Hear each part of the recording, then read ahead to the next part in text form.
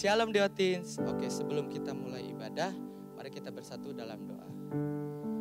Tuhan Yesus, terima kasih Bapak karena Kau telah kumpulkan kami di sini ya Tuhan. Tuhan Yesus, sekarang kami ingin berdoa ya Bapak untuk bangsa kami ya Bapak, bangsa Indonesia ya Bapak. Tuhan berkatilah agar bangsa Indonesia ini bisa baik-baik saja ya Bapak. Berkatilah juga ya Bapak agar COVID-19 bisa cepat-cepat keluar dari Bapak dari bangsa ini ya Bapak dan cepat-cepat hilang ya Bapak. Berkatilah juga ya Bapak bangsa ini yang berkatilah juga ya Bapak warga-warganya ya Bapak yang sekarang terkena COVID ya Bapak. Berkatilah ya Bapak agar mereka bisa sembuh ya Bapak dan bisa kembali beraktivitas lagi ya Bapak. Tuhan Yesus berkatilah kami juga ya Bapak yang masih sehat ya Bapak. Berkatilah ya Bapak, berkatilah agar kami diberikan kesehatan selalu ya Bapak, agar kami tidak bisa dan tidak terkena COVID ya Bapak. Berkatilah juga ya Bapak Kota Depok ya Bapak, berkatilah pemimpin Kota Depok ya Bapak.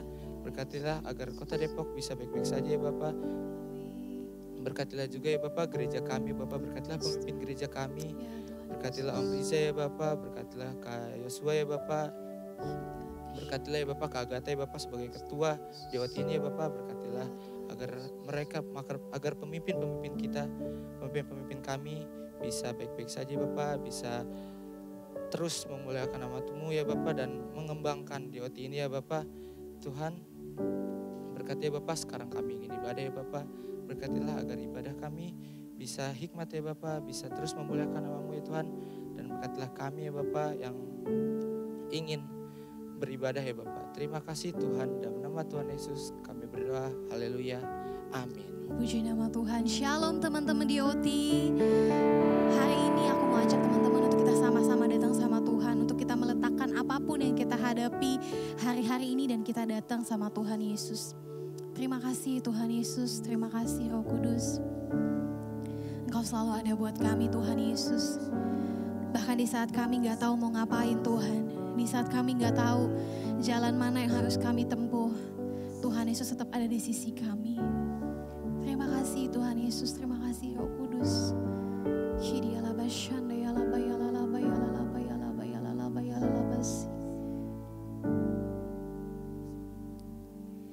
Tingginya langit dari bumi, demikian tingginya jalanmu.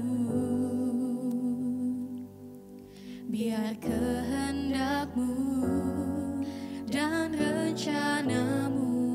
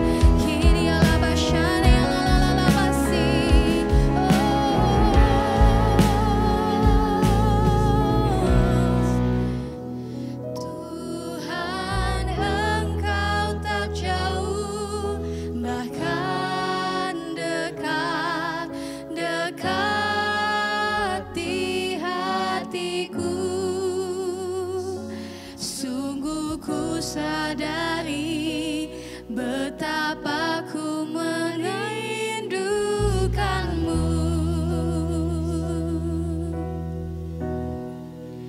Tuhan, Engkau tak jauh, bahkan dekat di hidupku. Sungguh ku rasakan betapa Kau mengasihiku.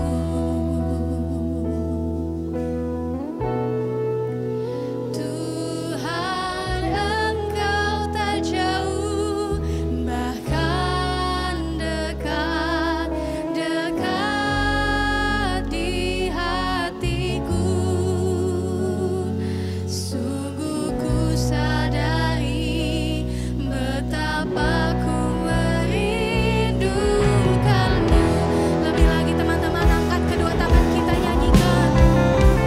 Tuhan, Engkau tak jauh, bahkan dekat di hidupku. Sungguh kami rasakan Tuhan Yesus, rasakan betapa Kau mengasihiku.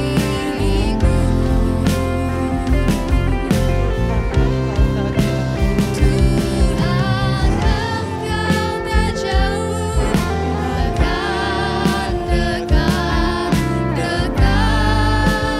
di hatiku.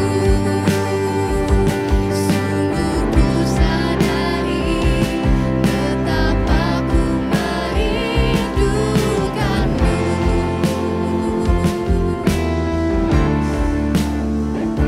Sungguh ku sadari betapa ku merindukanmu.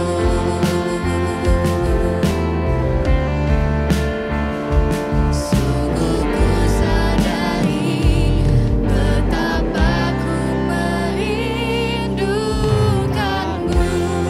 Yes Tuhan Yesus, kami bersyukur punya Allah seperti Engkau yang tidak sekalipun meninggalkan kami Tuhan Yesus. Haleluya. Terima kasih Tuhan Yesus, terima kasih. Kami bersiap untuk memuji Engkau lebih lagi Tuhan dengan sukacita dalam nama Tuhan Yesus Kristus. Haleluya. Amin. Teman-teman di OT yang di rumah, kita sama-sama ajak bangkit berdiri ya. Yuk teman-teman yang di rumah bisa bangkit berdiri, sama-sama kita mau memuji Tuhan. Haleluya.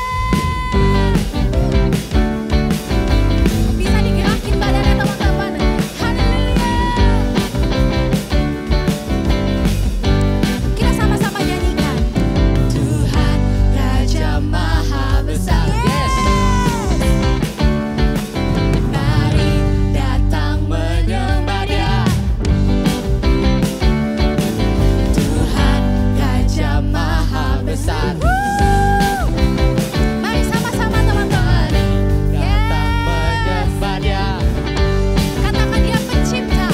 Dia pencipta dunia ini. Dia membentuk gunung-gunung. Kehadiratnya datanglah, nyanyi bersyukur padanya. Dengan bersuka bernyanyilah, Dia batu keselamatan pujinya. Tuhan Raja Maha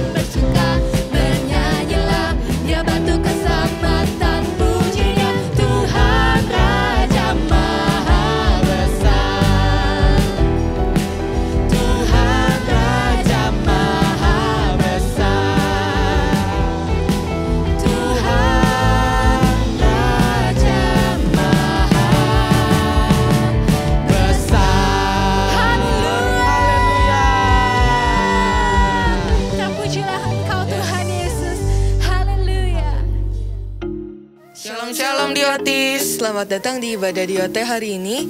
Sekarang kita mau ngasih tahu nih info buat bulan ini. Yang mau memberi bisa scan barcode yang ada di layar atau transfer ke rekening bank.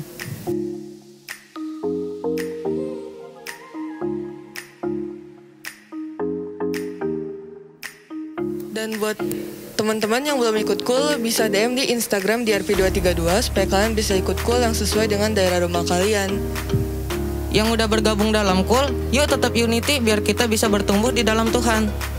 Dan di ibadah hari ini kita juga ada giveaway loh. Untuk pertanyaannya bisa kalian jawab di Instagram di RP232 setelah ibadah selesai ya. Yuk ikutan giveaway-nya karena ada hadiah menarik dan bisa dikirimkan langsung ke rumah kalian. Dan buat teman-teman yang mau minta nilai bisa hubungi nomor di bawah ini. Dan jangan lupa untuk catat khotbah setiap minggunya ya. Oke, sekian informasi dari kami. Tuhan Yesus memberkati. Shalom Dioti, sebelum kita masuk ke dalam sharing, mari kita satukan hati kita untuk berdoa kepada Tuhan. Bapa yang baik, Bapa yang setia, terima kasih Bapa pada hari ini kami bisa berkumpul, kami bisa beribadah kepadamu ya Bapa. Sebentar kami mau sharing ya Tuhan, Kau lingkupi ya Tuhan setiap sharing yang keluar, setiap firman yang keluar ya Tuhan, biar bisa menjadi, biar kami bisa merema ya Tuhan setiap firman yang keluar ya Bapa. Terima kasih Bapa, terima kasih, kami telah berdoa dan mengucap syukur, haleluya, amin. Shalom shalom Dioti, apa kabar kalian semua? Pasti baik-baik aja kan? Aku yakin Tuhan menyertai kalian dimanapun kalian berada. Hari ini aku mau sharing tentang ketenangan. Sebelumnya aku mau bacain satu kalimat yang bagus banget. Kalian harus dengerin ya. Katanya kayak gini. Segenggam ketenangan lebih baik daripada 2 genggam jeripaya dan usaha menjaring angin. Mungkin ketenangan itu pada masa sekarang tuh ya adalah satu kata yang susah banget kita lakuin. Satu kata yang gak bisa kita lakuin dengan sebebas itu. Tenang di masa pandemi kayak gini kayaknya gak mungkin. Apalagi kita yang lagi ngejalanin sekolah online. Sekolah yang gak pernah kita bayangin, bayangin aja gak pernah. Apalagi lakuin. Kita lagi ngerasain yang namanya stressful, frustasi, gak ada ketenangan deh dalam menghadapi hari-hari pada saat ini. Even aku pun yang seorang pendidik, aku merasakan yang namanya stressful dan ketidaktenangan. Aku khawatir akan murid aku yang dapat gak sih materi yang aku ajarkan ke mereka. Mereka ngerti gak sih apa yang aku ajarkan? Aku juga khawatir nih, setiap aku belajar nanti mereka kuotanya habis gak ya? Atau internetnya bakal nge-lag gak ya? Ada gangguan-gangguan lagi gak ya nanti? Terus aku juga khawatir gimana sih caranya bikin murid aku tuh bersemangat dalam sekolah online. Aku yakin banget kalian yang lagi ngalamin sekolah online lagi capek banget, lagi frustasi, lagi kayaknya gitu-gitu aja deh. Bahkan bisa kalian juga lagi mikir kayaknya gue gak dapet apa-apa deh selama sekolah online ini.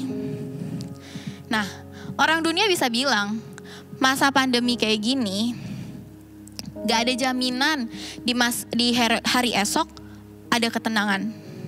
Gak ada jaminan lagi. Hari pandemi aja kayak gini, apalagi nextnya. Gimana kita dapat jaminan itu? Gimana kita dapat jaminan hidup dalam ketenangan? Sekarang kita lagi worry, lagi khawatir, besok kita bisa gak sih jalanin itu? Besok kita masih bisa nafas gak sih? Besok kita ketularan corona atau enggak sih? Pasti kita masih khawatir kayak gitu. Besok masih sekolah online atau enggak? Bahkan sekarang pun aku masih ngerasain ketakutan untuk sekolah offline. Karena udah dilema sama sekolah online. Padahal gak boleh ya. Itu karena responnya orang dunia. Terus gimana responnya kita sebagai anak Tuhan? Aku mau baca ini. Ada pesannya Tuhan di dalam Mazmur 24.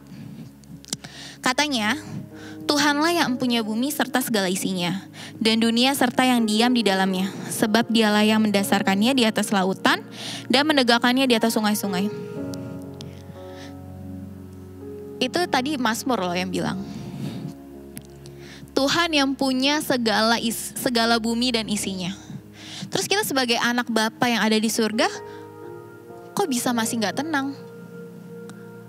Mungkin orang dunia masih bilang gak ada jaminan. Tapi anak Tuhan, kita punya jaminan yang besar banget. Kita punya Bapa yang punya semua ini. Gak ada yang bisa beli selain Tuhan kita. Gak ada yang bisa beli selain Bapa kita. Mereka gak ada jaminan, tapi kita punya.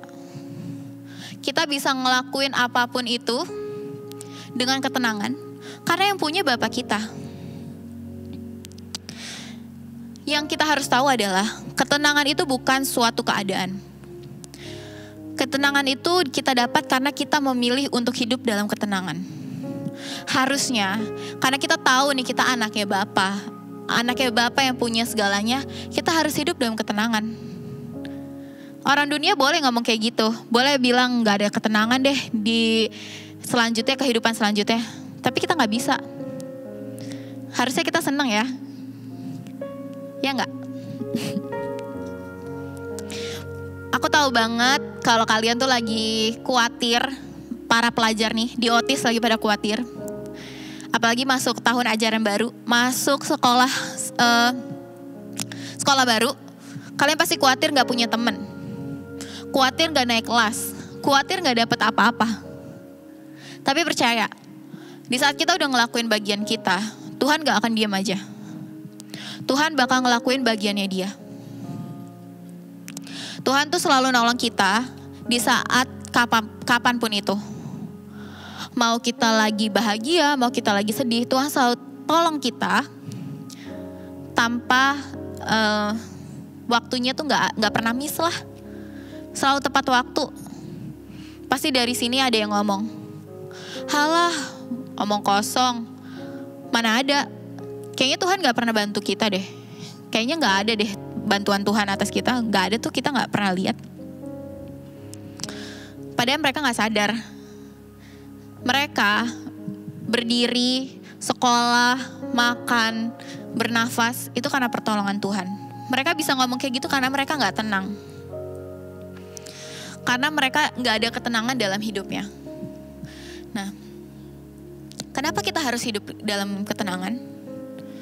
Karena dengan ketenangan kita mendapatkan kekuatan.